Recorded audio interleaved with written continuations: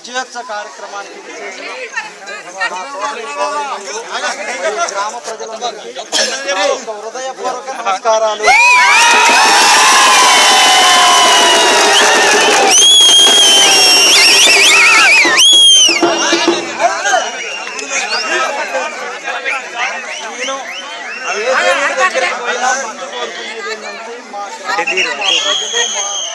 మా పార్టీ మంచిగా ఉండాలని కోరుకుంటా.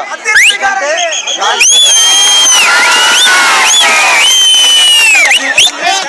పార్టీ అనేది కాదు, ఇక్కడ కావాలి.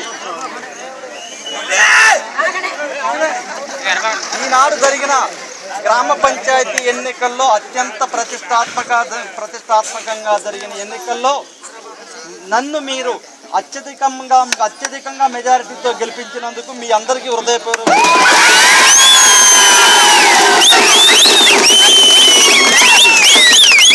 నేను ఒకటే కోరుకునే, నాకు ఆస్తులు అంతస్తులు ఇంకొకటి కూడా కాదు, నాకు పేద ప్రజలందరూ మంచిగా ఉండాలా, ప్రతి ఇల్లు ప్రతి కుటుంబం మంచిగా ఉండాలని కోరుకుంటా.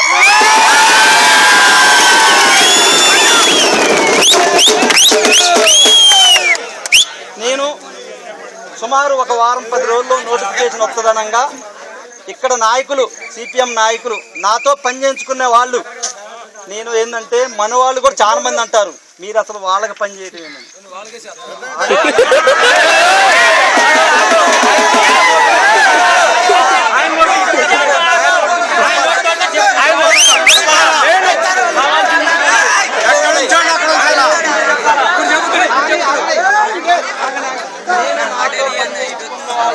ముఖ్యంగా చెప్పింది ఏంటంటే ఈ గ్రామంలో ప్రశాంతమైన వాతావరణం ఉండాలా. మనం పరిపాలించబట్టి 3 టర్ములు అయిపోయింది, 3 సార్లు ఎంపీటీసీ గెలిపించినాం, 3 సార్లు సర్పంచ్ గెలిపించినాం. మన ఆధ్వర్యంలో ఏ గ్రామ అభివృద్ధికి కూడా నేను పాటుపడుతున్నా. నేను ముఖ్యంగా వాళ్ళకి చెప్పింది ఏంటంటే ఈ ఊరు ఈ గ్రామం ఎంత ప్రశాంతంగా ఉండాలని. నాకు ప్రెసిడెంట్గా ఎనానిమస్ చేయండి, మీకు 5 వార్డులు ఇస్తా, 5 వార్డుల్లో మీరు రిజిస్ట్రేషన్ తీసుకోండి, నాకు ప్రెసిడెంట్ ఇవ్వని చెప్పింది. వాళ్ళు అన్నది ఏంటంటే పోయినసారి 136 ఓట్లతో గెలిచారు, మీరు 120 ఓట్లతో మెజార్టీతో గెలిచారు, ఈసారి మీరు గెలవరు, మేమే గెలుస్తామన్నారు. జనం ఒక్క చంప చెల్లు అనిపించారు.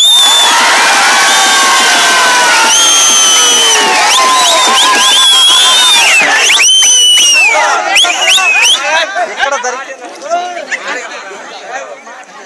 హలో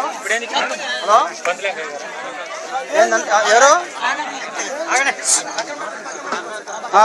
రామ్ అట్రా, ఇప్పుడు తర్వాత మాట్లాడు.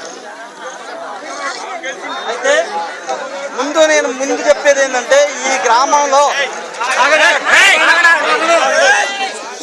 మా తాతయ్య కాడి నుంచి కూడా చూస్తున్నాం. మా తాతయ్య, మా నాన్న, నేను 22 సంవత్సరాల రాజకీయ చరిత్రలో నేను ఎన్నో ఆటపోట్లు ఎదుర్కొన్నా. నేను పెళ్లి కాకముందు కూడా నన్ను జైలుకు పంపించారు, శిక్ష అనుభవించిన, నాకు పెళ్లి కాకుండా కూడా చేయాలని చూసిన వాళ్ళు ఉన్నారు ఇక్కడ.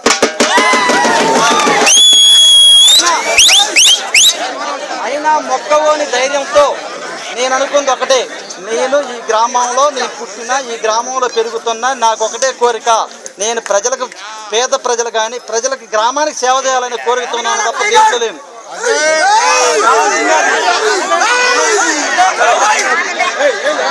ముందు కూడా మీరు నాకు ఒక బాధ్యతని నా భుజాల మీద పెట్టారు కాబట్టి మీ అందరినీ నా కంటిలో రెప్పలాగా, ఎందుకంటే మా కుటుంబ సభ్యుల్లాగానే, మాకు ఆడబిడ్డలు చాలా మంది ఉన్నారు ఇక్కడ, మా అక్కడ చెల్లెళ్ళు చాలా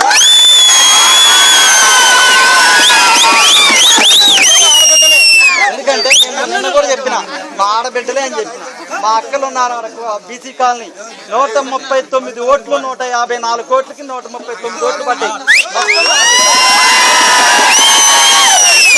ఎందుకంటే నాకు ప్రేమ, నాకు ఊరంటేనే ప్రేమ, వేరే కాదు. నా కుటుంబం కంటే కూడా ముందు నేను ఊరిని చూస్తున్నా, వేరే వాళ్ళని చూడను. దయచేసి మీరందరూ నాకు అత్యధిక మెజారిటీతో గెలిపించినందుకు మీ అందరికీ హృదయపూర్వక నమస్కారాలు. అదేవిధంగా నేను ఏదైతే హామీలు ఇచ్చానో అవన్నీ నేను పూర్తి చేస్తాను. పక్షపాతం లేకుండా పరిపాలిస్తాను. ఎందుకంటే పక్షపాతం అనేది ఉండదు.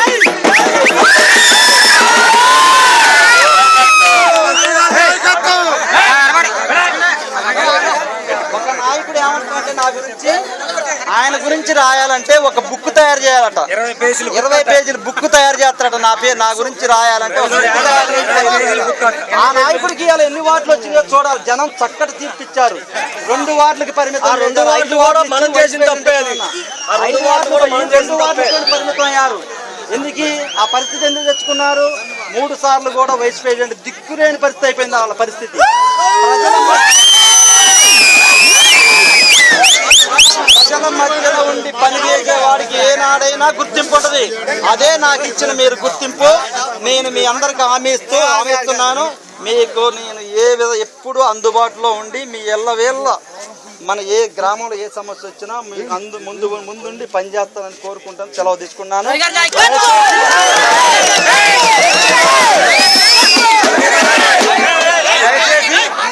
నుంచి మన ఇంటికి వచ్చిన గ్రామంలో